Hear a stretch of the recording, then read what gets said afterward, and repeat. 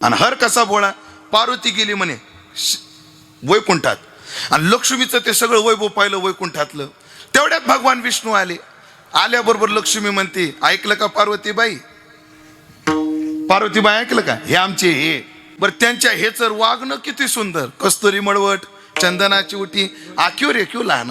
आणि मग सगळा कार्यक्रम झाला. पार्वतीबाई निघाल्या आणि पार्वती लक्ष्मीला म्हटले, ऐकलं का लक्ष्मीबाई, या रविवारी मी तुमच्याकडे आले, पुढच्या रविवारी तुम्ही आल्या पाहिजे आणि एकट्या नाही यायचं, जोडीनं यायचं, हा दोघांनी यायचं.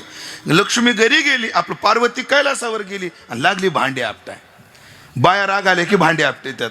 शंकरानं विचारलं, अगं तुला झालं काय? काय झालं म्हणजे? बघा त्या लक्ष्मीबाईचं घर आहे का आपल्या घरात काही? अगं झालं काय पार्वती तुला? काय नाही म्हणले. ए शंकी, भृंगी, त्राटन, भस्मासुरा, इकडे या.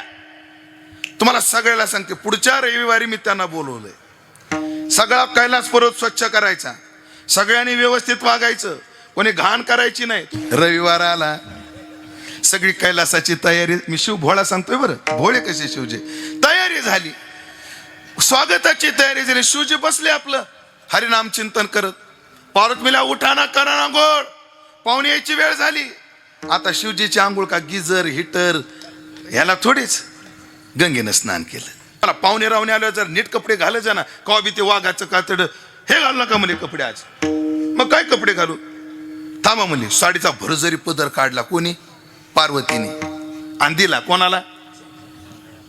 शंकराला. लावा म्हणे याची लंगोट. आता शंकराकडे कपडा झाला, पण लंगोटीला करदोडा कुठे? बाजूला उग एक किंग कोब्राचं पिल्लू पडलेलं होतं, सापाचं पिल्लू, त्याचाच करदोडा केला. त्याला सांगितलं पाहुणे जाऊस तर दम धरून राह, त्याचा केला करदोडा. आता ऐका ना गुरुबंधू मंडळी, तुम्ही विचाराल ही कथा कोण्या पुराणातली?